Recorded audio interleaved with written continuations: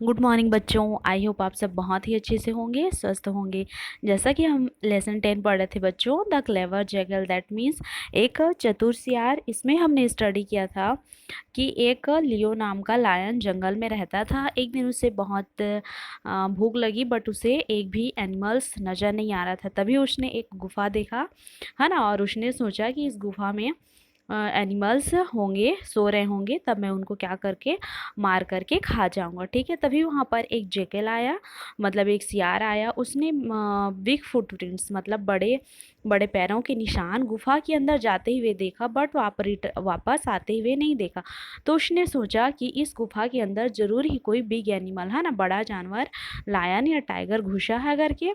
फिर उसने एक आइडिया, मतलब विचार किया। तो चलिए इस चैप्टर को आज हम आगे स्टडी करते हैं एंड कंप्लीट करते हैं। ठीक है, देखिए हमको पढ़ना था good evening my dear cave, the jackal said.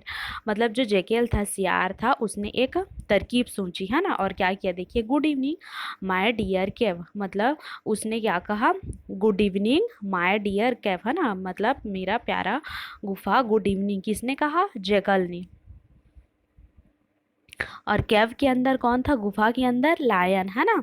The lion heard the jackal but did not make a sound.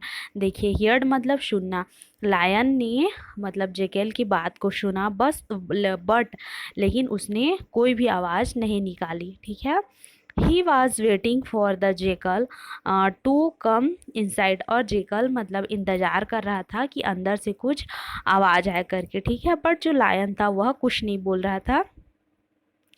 After sometimes the clever Jekyll spoke again.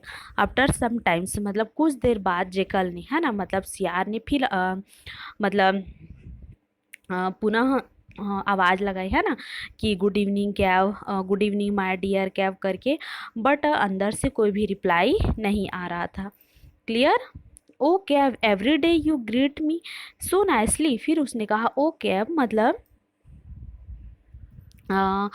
ओ गुफा, एवरीडे मतलब प्रत्येक दिन, यू ग्रीट, ग्रीट मतलब अभिवादन, है ना, जैसे नमस्ते करते हैं।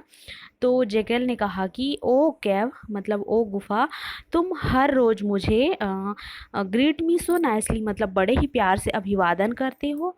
Y are you silent today, but आज तुम चुपचाप क्यों हो। किसने कहा, जेकल ने। If you are angry with me I am going to another cave. देखिए if you are angry, angry मतलब गुस्सा, एंड अनदर केव मतलब दूसरी गुफा। अगर यदि तुम मुझसे गुस्सा हो, है ना, किसने कहा, जेकल ने केव से। यदि तुम मुझसे गुस्सा हो तो मैं अनदर केव मतलब मैं दूसरी गुफा में जा रहा हूँ करके। ऐसा किसने कहा, जेकल ने। देखिए यहाँ आप लोग पिक्चर देख सकते हैं, ये जेकल है, ये लॉयन, है ना। The lion could not understand the jackal. He thought that the jackal would really go away if he did not reply.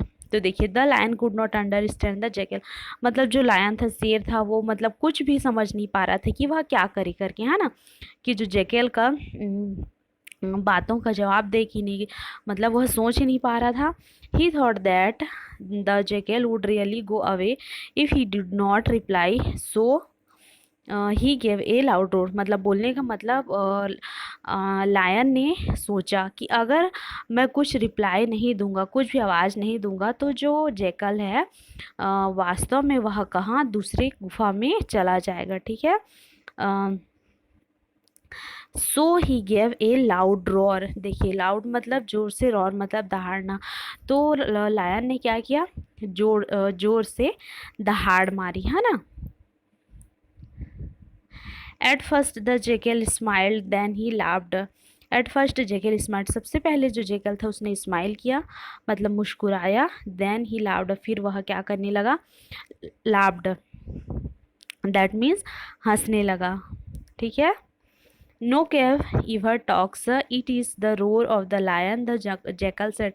देखिए फिर जो जेकल था उसने कहा कि जो केव होता है मतलब गुफा होता है, वह टॉक मतलब कोई भी गुफा क्या नहीं करता, बात नहीं करता।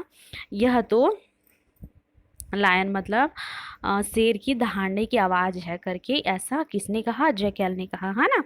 क्योंकि शेर जब दहाड़ते हैं तो मतलब पता चल जाता है, क्योंकि उनकी दहाड़ बहुत ही तेज होती है। तो मतलब उसने, जैकल ने यह पता लगा लिया कि अंदर में क्या है? लायन है करके, ठीक है।